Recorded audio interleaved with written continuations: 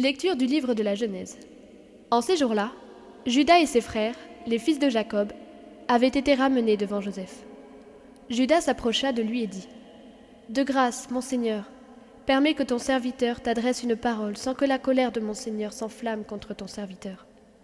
Car tu es aussi grand que Pharaon. » Mon Seigneur avait demandé à ses serviteurs : « Avez-vous encore votre père ou un autre frère ? » Et nous avons répondu à mon Seigneur : « Nous avons encore notre vieux père et un petit frère, l'enfant qu'il a eu dans sa vieillesse. Celui-ci avait un frère qui est mort. Il reste donc le seul enfant de sa mère. Et notre père l'aime. Alors, tu as dit à tes serviteurs : Amenez-le-moi, je veux m'occuper de lui. Si votre plus jeune frère ne revient pas avec vous, vous ne serez plus admis en ma présence. Donc, lorsque nous sommes retournés auprès de notre père, ton serviteur, nous lui avons rapporté les paroles de mon Seigneur. Et lorsque notre père a dit : Repartez pour nous acheter un peu de nourriture, nous lui avons répondu : Nous ne pourrons pas repartir si notre plus jeune frère n'est pas avec nous, car nous ne pourrons pas être admis en présence de cet homme si notre plus jeune frère n'est pas avec nous. Alors notre père, ton serviteur, nous a dit : Vous savez bien que ma femme Rachel ne m'a donné que 2 fils. Le premier a disparu. Sûrement une bête féroce l'aura mis en pièces, et je ne l'ai jamais revu. Si vous emmenez encore celui-ci loin de moi, et qu'il lui arrive malheur, vous ferez descendre misérablement mes cheveux blancs au séjour des morts. Joseph ne put se contenir devant tous ces gens, et il s'écria : Faites sortir tout le monde. Quand il n'y eut plus personne auprès de lui, il se fit reconnaître de ses frères.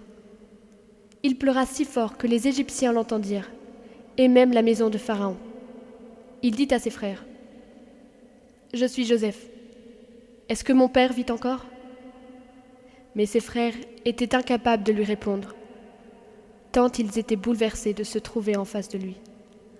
Alors Joseph dit à ses frères : Approchez-vous de moi.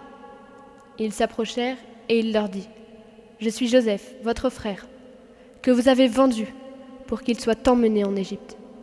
Mais maintenant ne vous affligez pas, et ne soyez pas tourmentés de m'avoir vendu, car c'est pour vous conserver la vie que Dieu m'a envoyé ici avant vous.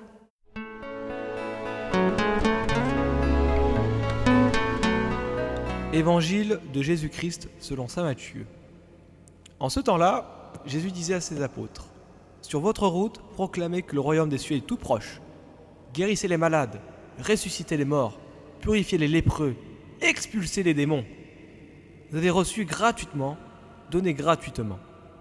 Ne vous procurez ni or, ni argent, ni monnaie de cuivre à mettre dans vos ceintures, ni sac pour la route, ni tunique de rechange, ni sandales, ni bâton. L'ouvrier, en effet, mérite sa nourriture.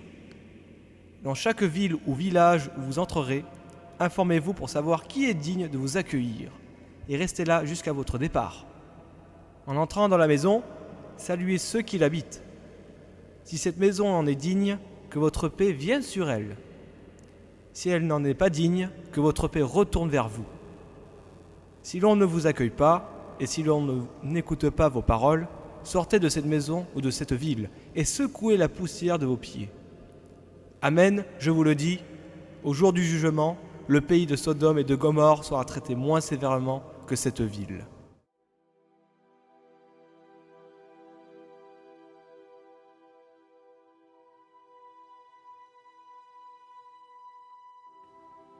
Ô saint patriarche, nous vous invoquons. Levez vos bras paternels largement ouverts vers la très sainte Trinité et priez pour le monde, pour l'Église et particulièrement pour l'Europe. Pour votre Europe dont vous êtes le patron céleste. Pour que celle-ci n'oublie pas, ne refuse pas, ne rejette pas l'extraordinaire trésor de la foi chrétienne qui pendant des siècles a animé et fécondé l'histoire et le progrès moral, civil, culturel, artistique de ces différentes nations. Que par la vertu de sa matrice chrétienne, elle soit porteuse et génératrice d'unité et de paix parmi les peuples du continent et ceux du monde entier. qu'elle garantisse à tous ses citoyens la sérénité, la paix, le travail, la sécurité, les droits fondamentaux comme ceux qui concernent la religion, la vie de famille et le mariage. Amen.